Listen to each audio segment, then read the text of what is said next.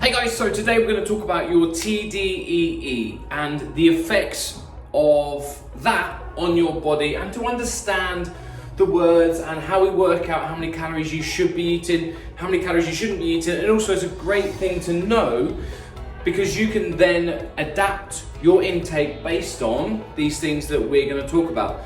So let's get stuck into the first part.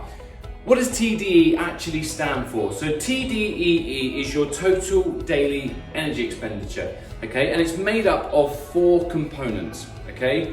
So starting off here, we've got TEF. This is the thermic effect of feeding. So those that didn't already know, it actually costs your body calories to consume calories. So let's say, and that's why we talk about thermic effect of feeding and encouraging to have protein, because protein has the highest thermic effect of feeding, generally between 15, 25, 30% depending on the lean type of protein that you're eating.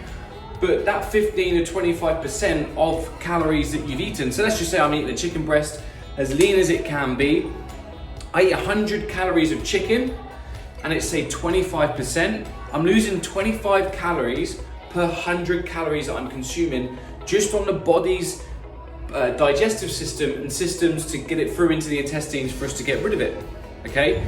So that's why we encourage you to have protein, because the thermic effect of feeding can be, you can certainly build up sort of 250 calories, let's say, on average, okay, depending on how well you're doing, okay, in terms of the food choices that you're making, okay? The next component of TDEE is your NEAT. Now your NEAT is your non-exercise activity thermogenesis, okay?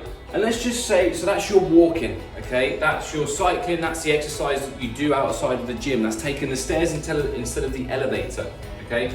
And let's just say that equates to 250 calories as well.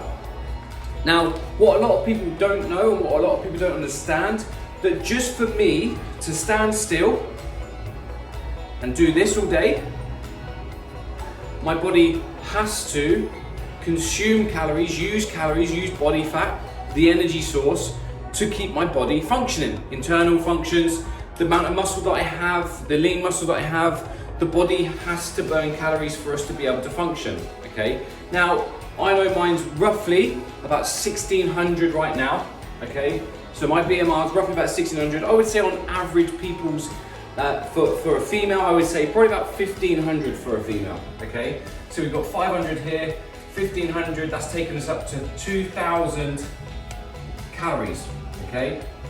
For your basal metabolic rate, 1500, okay, 1500 calories just to stand still. Now, if you're someone that's not very hyperactive, let's just say I'm hyperactive.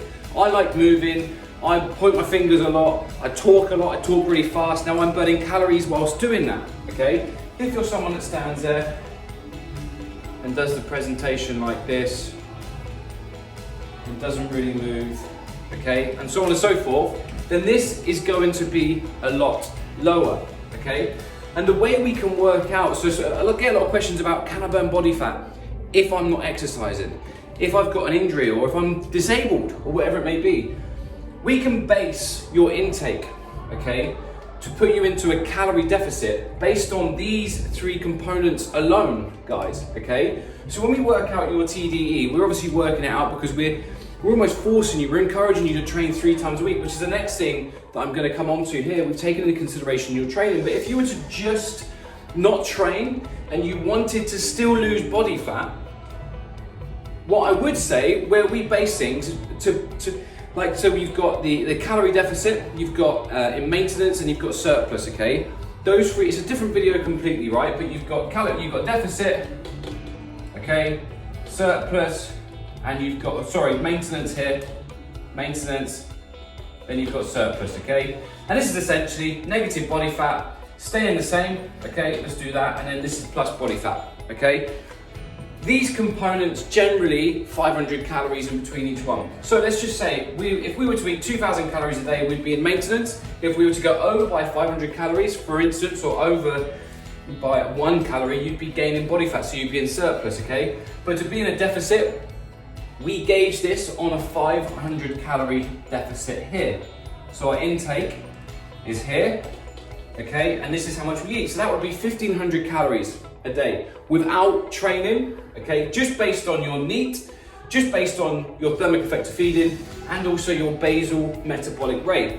Now, if you were to add exercise into that, let's say that's 500 calories, we would class this as EAT,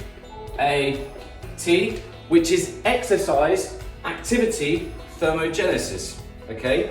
And that could be 500 calories from exercise each day, which is great because then as a female, okay, we can now add another 500 calories onto our intake through training alone.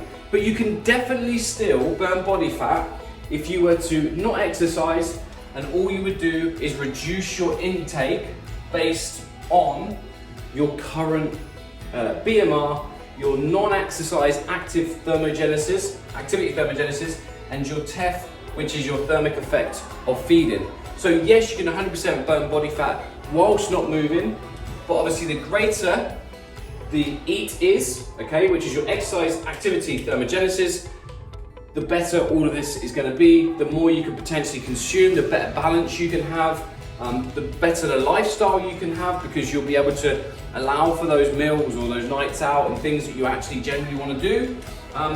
Plus the effect of correct training, okay, is also going to give us the body shape that we desire, okay? Once we've burnt our body fat, we want to look shapely, we want to have that shape that we desire, okay? So that's the whole reason behind training. It also creates a much bigger deficit if we want it to, or it gives us an opportunity to eat those extra 500 calories also if we wanted to. But just remember, guys, if we're not measuring, we can't manage it, okay? So if we're not tracking the amount of food that we're eating, as in measuring, we don't know how to manage. So therefore, this number here, which is our calories, okay? Oops, spelled that the wrong way. God, blimey, it's hard writing this way. If we're not measuring this line here, we can't manage it. We don't have a clue where we are. So if you want any help, you want any guidance in working out how to work out your TDEE based on what you're doing, it's a very simple questionnaire that we've got on our website. Send me a message and we can send you a link so you can work it out for yourself. For those that don't understand TDEE, then this is a great way and a simple explanation as to how we work out our clients and how you work out as our clients to make adaptations. If you're maybe having an off day in terms of a non-training day, you can reduce your intake based on this as well. Now we go into further detail with regards to the types of food and the other thermic effect of feeding and the feeding windows and stuff within our members area, but there's a great way for you to get started. So I hope that's helped. If it has, hit the like button and I shall see you all soon.